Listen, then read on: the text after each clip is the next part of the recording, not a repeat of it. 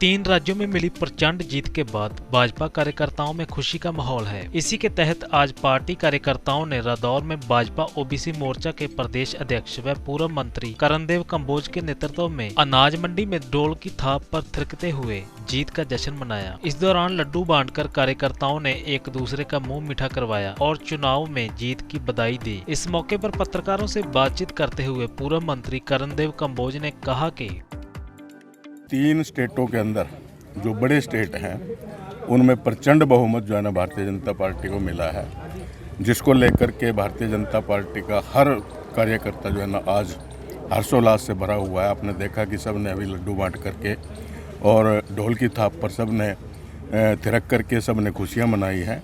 तो आज पूरे देश के अंदर है जिस प्रकार से अभी दिवाली मनाई गई थी, आज फिर एक बार दिवाली मनाई जाएगी पूरे देश के अंदर, कि जिस प्रकार से नरेंद्र मोदी जी के नेतृत्व में पूरे देश के अंदर जो है 5 राज्यों के चुनाव जो है वो लड़े गए हैं और प्रधानमंत्री जी के नाम पर ये चुनाव लड़े गए थे। और प्रधानमंत्री जी के नाम पर तीनों जो बड़ी स्टेट हैं वो तीनों स्टेटों में जो है ना भारतीय जनता पार्टी की पूर्ण बहुमत की, स्पष्ट बहुमत की, कई इसमें तो स्टेटों में तो 2/3 बहुमत की सरकार जो है ना वो हमारी बन रही है।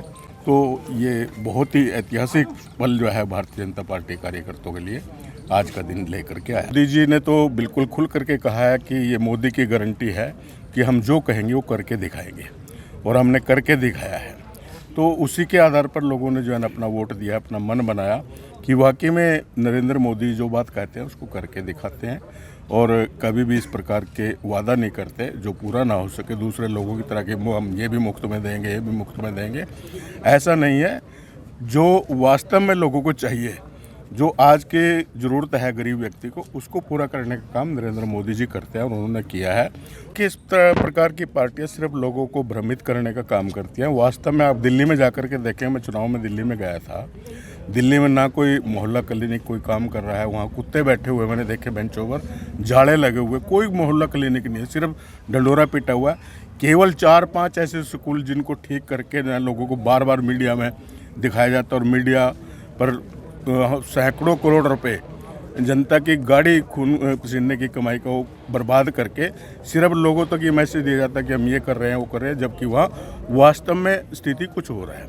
ना कहीं कोई अच्छे एजुकेशन सेंटर हैं, ना कोई मोहल्ला क्लिनिक है, ना ही लोगों को दूसरी सुविधा मिल रही है, सिर्फ भ्रमित करने का काम कर रहे हैं।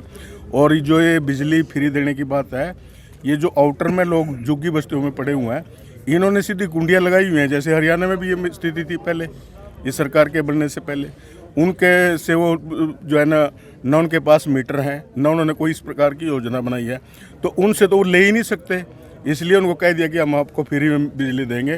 तो ये सारा का सारा जो है ना नौटंकी ड्रामा है, लोगों को भ्रमित करने की बात है। वास्तव में स्थिति कुछ हो रहा है।